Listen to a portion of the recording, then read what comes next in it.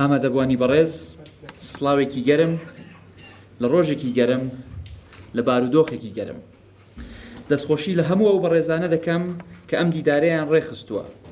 بەڕاستی کاتیەتی زۆر جار باسی ئەولەوێتی حکوومەتمان کردووە، باسی فراوانکردنی سەرچاوەی داهات و زیادکردنی هەلی کارمان کردووە.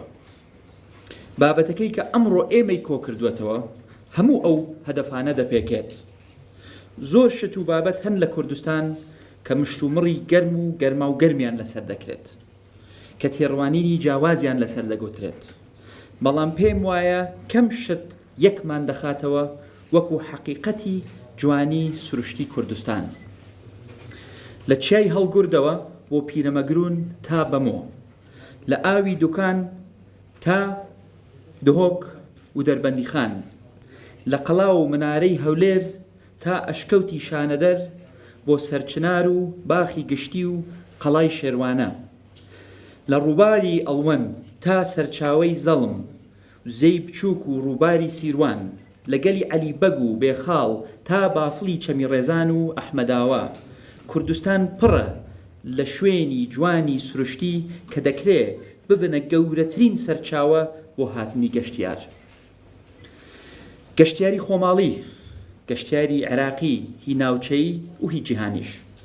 دەستخۆشی لە وەزارەتی شارەوانی و گەشت و گوزار دەکەم، بە تایبەت کە بە بەردەستێکی کەم توانیویانە ئەم شوێنە جوان و مێژوویانە بپارێزن. بەڵام گەشەپێدانی کەرتی گەشت و گوزار بە تەنها بە حکوومەت ناکرێ، بەڵکو بە هەمەهەنگی لەگەڵ کەرتی تایبەت دەکرێت. ئەرکی سەرشانی ئێمە لە حکوومەت ئەوەیە هاوکاریان بین، نەک ڕێگریان بین. زیادکردنی ژمارەی گەشتیار بۆ کوردستان و زیادکردنی داهات لە کەرتی گەشت و گوزارەوە گرنگە، بەڵام گرنگتر لەوە زیادکردنی هەلی کارە. ئەمڕۆ ئێمە ڕوبەڕووی ڕاستیەک بووینەتەوە کە ئەو زەمانەی کە حکوومەت لە کەرتی گشتی بە لێشا و خەڵکی دادەمەزراند بەبێ ڕەچاوکردنی پێویستی تەواو بووە، ڕۆیشت. و تا حکوومەتەکەمان وا گەورە بێت باوەڕ ناکەم واز و ئەو دەرگایە بکرێتەوە. ئەم قسەیە ئەگەر بە تەنها وەری بگرین لەوانەیە ببێتە جێی ناڕەزایی و نیگەرانی ئەو بەڕێزانەی کە ئەمڕۆ بە دوای هەلی کاردا دەگەڕێن. بۆیە ئەرکی سەرشانمانە کە لەگەڵ باشترکردنی دۆخی ئابووری هەرێم کە بە هەموو پێوەرێکەوە بە بەراورد لەگەڵ 2015 و 16 بەرەو باشی دەڕوات و باشتریش دەبێت. ئەرکی سەرشانمان ئەوەیە بە گرنگیدان بە کەرتەکانی پیشەسازی، کشت و کاڵ و گەشت و گوزار زۆرترین هەلی کار لە کەرتی تایبەت بڕەخسێنرێت بۆ ئەوانەی ئەمڕۆ بێکارن و دەرچووی زانکۆ و پەیمانگەکانن. لەم ڕۆژانەی ڕابردوو گفتوگۆیەکم هەبوو لەگەڵ چەند خوێنکارێکی خوێنگەرم لەسەر وتەیەکم کە بریتی بوو لە ئامۆژگاری کە ئەگەر لەبەر هەر هۆکارێک بێت هەلێکی کار نەڕەخسا بۆ ئەو خوێنکارە لە مەجالەکەی کە خوێندوویەتی ئاساییە و عیبیش نییە بە دوای دەرفەتێکی تر بگەڕێ لە مەجالێکا کە پەیوەندی نەبێ بە بڕوانامەکەی یان ئەوەی کە ئەی خوێنێت. کەلعادە بوو بە هەرا. قوباد ئەڵێ شەهادەکەمان بێقیمەتە. قوباد باخ بۆ خۆی بچێ لە چێشخانەیەک یان لە ئوتێلێک کار بکە. قوباد واو، قوباد واو.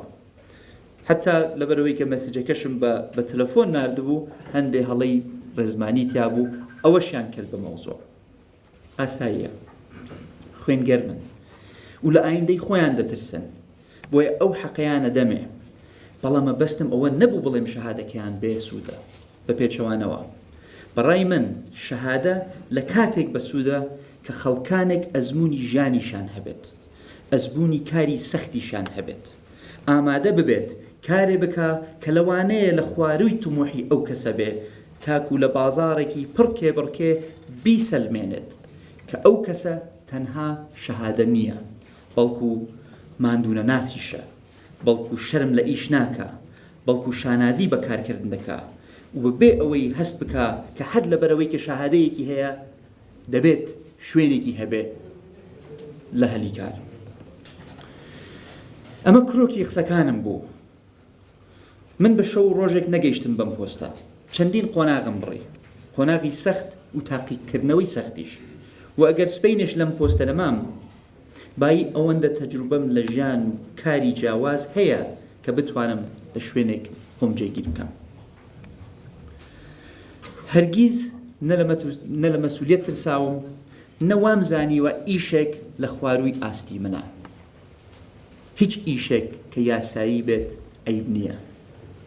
من تێئەگەم بۆ هەندێک کەس ئەم قسانەی منیان بەدڵ نەبوو و تێشەگەم بۆ هەندێک لایانی سیاسی بیانەوێ ئەم قسانەی من بخۆزنەوە بۆ خۆشکردنی ئاگرێک لە پێش هەڵبژاردن، بەڵام لە ناخی دڵیانەوە ئەزانن کە قسەکەی من هەر چەندە ڕەقە بەڵام حەقە. بۆیە دەستخۆشی لەوە بەرهێنەرێکی نمونەیی وەکو کاک فاروقی مەلا مستەفا دەکەم و چەندەها بەڕێزی تریش کە ئەمڕۆ لێرن کە سەرباری قەیرانەکان شانیان داوەتە بەری، بەردەوامن لە کارەکانیان، بەردەوامن لە دامەزراندنی گەنجەکانی شارەکانمان و کەمکردنەوەی ئەو فشارەی کە لەسەر حکوومەت هەیە بۆ دامەزراندن، بەردەوامن لە کارە نمونەیەکانیان. هیوادارم لەم دیدارە بتوانین نەخشە ڕێگایەکی تێر و تەسەل دابڕێژین بۆ گەشەپێدانی ناوچەیەکی گەشتیاری کوردستان کە دوکانە، کە پڕە لە گەنجی تامەزرۆ، کە هیوادارم لەگەڵ گەنجەکانی دەوروبەر ببنە بڕبڕی پشتی هێزی کاری ئەم ناوچەیە و بە باوەشێکی گەرمەوە ئامادە بن پێشوازی لەو ملیۆنەها گەشتیارە بکەن کە لە ساڵانی داهاتوو ڕوو لەم ناوچە و ناوچە گەشتیارەکانی تری کوردستان دەکەن. بۆیە هەرچیەک بکەین لە پێناوی گەشەپێدانی کەرتی گەشت و گوزار کەمە. هەرچە هاوکاریەک دەکەین لە پێناوی زیادکردن و ڕێخستنەوەی شوێنە گەشتیاریەکانمان بە شوێنەواریەکانمانەوە کەمە، چونکە لە نەتیجە بەگەیشتن بە ئەم ئامانجە ئامانجێکی گەورە و خەونێکی گەورەی گەنجەکانیشمان دێتە دی کە زامنکردنی ئایندەیانە و دۆزینەوەی هەلی کارە بۆیان کە دەکرێت ببێتە مای دابینکردنی خۆشگوزەرانی بۆ خۆیان و بۆ گەشتیاریەکان. گەشت و گوزاریەکی بەهێز ئابووری کوردستان بەهێز دەکاتەوە، ئابووریەکی بەهێز کوردستان بەهێز دەکاتەوە. بۆیە با پێکەوە کوردستان بەهێز بکەینەوە. هەر شاد و سەربەرز و سەرکەوتوو بن. بەخێر.